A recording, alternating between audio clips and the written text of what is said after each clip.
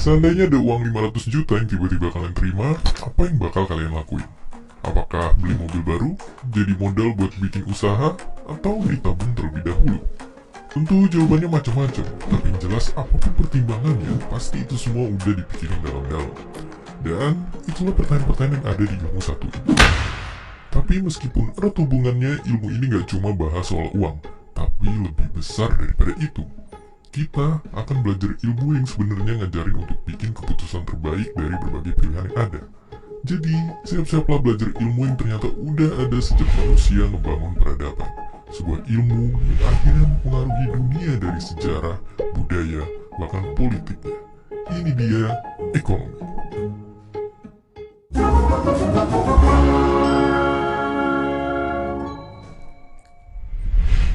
Ilmu ekonomi sederhananya adalah ilmu tentang pilihan. Manusia itu bawaannya selalu ingin ini, ingin itu, banyak sekali. Tapi pastinya nggak mungkin semua keinginan kita tercapai karena tentunya modal yang kita punya pasti terbatas. Mau itu modal uang, modal tenaga, ataupun modal waktu. Karena ilmu ini ngajarin kita untuk berpikir keras apa pilihan terbaik yang bisa kita ambil biar keinginan kita tercapai sampai sepuas-puasnya. Dengan usaha sekecil-kecilnya. Semua itu dilakukan lewat banyak pertimbangan, mulai dari alasan yang bikin kita pengen ngelakuinnya, sampai apa aja kerugian yang timbul gara-gara ngejar keinginan itu.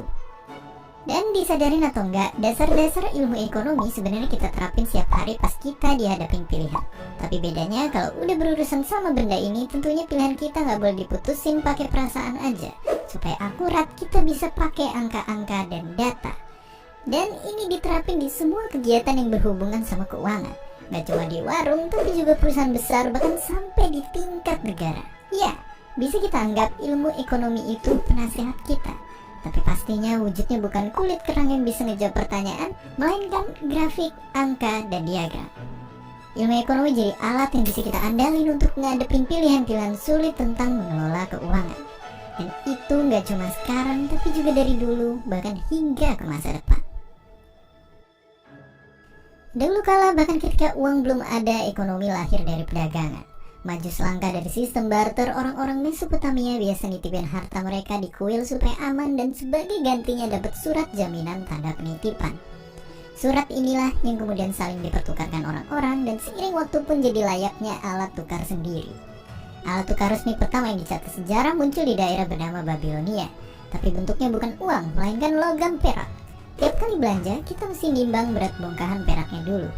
Barulah di tanah bernama Lydia, uang dalam bentuk koin pertama populer dan bikin kita nggak perlu lagi nimbang-nimbang berat logam atau bingung mastiin apakah logam perak itu murni atau enggak.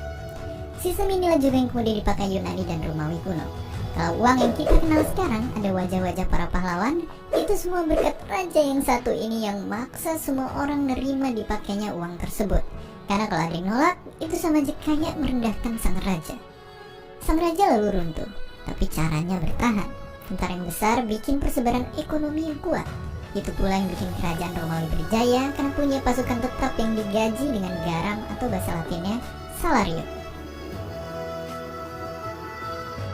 Bahkan saking besarnya pengaruh Romawi kuno dalam ekonomi, uang mereka masih digunakan bahkan sampai berabad-abad setelah kerajaannya udah runtuh. Kemudian kita sampai di abad pertengahan, di kota bernama Florence. Ada keluarga bankir yang jadi raksasa di dunia keuangan. Keluarga de Medici namanya. Berhasil menguasai kekuatan ekonomi berarti punya kekuatan politik. Keturunan keluarga ini kemudian nyebar ke negara-negara Eropa lain melalui ilmu mereka ke sana. Inilah juga yang jadi penyebab waktu itu Inggris dan Belanda bisa jadi bangsa yang sangat kuat. Orang-orang yang pintar ekonomi di sana didengar suaranya dan jadi penasihat para raja. Saking ngaruhnya, mereka lah yang jadi cikal bakal sistem MPR dan DPR yang sekarang diterapin di banyak negara di seluruh dunia. Ya, bahkan politik pun dimulai dari ekonomi. Dan akhirnya di dunia modern, pemahaman-pemahaman ekonomi modern yang paling terkenal pertamanya datang dari sosok bernama Adam Smith. Adam Smith itu tahun 1700-an itu dengan bukunya Wealth of Nations, intinya adalah pengen Zaman dulu penyebab kemiskinan seseorang cuma ada satu kemungkinan. Ia lahir dari orang tua yang miskin. Kalau seorang ayah bekerja jadi petani, anaknya pun begitu. Akhirnya orang miskin akan tetap miskin, sementara orang kaya akan terus bertambah kaya. Dari sanalah kesenjangan terus dan terus bertambah nyata. Tapi zaman berubah dan ada satu senjata yang bisa bikin nasib berubah. Pendidikan. Di sini belajar ekonomi emang gak otomatis bikin kita jadi kaya. Tapi dengannya kita bisa maksimalin apa yang kita punya dan ngambil keputusan terbaik dalam hidup kita.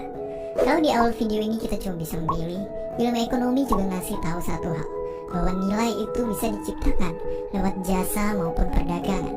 Dan dari sanalah kita bisa menerjang batas kelas ekonomi maupun sosial.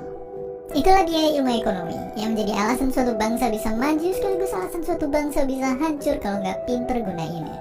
Dan setelah ini kita akan semakin perdalam pengetahuan tentang bangsa itu sendiri, tentang gimana masyarakat menjalani pemerintahan dan membangun negara, atau tentang gimana seseorang bisa mendapatkan kekuasaan. Sampai bertemu di ilmu politik.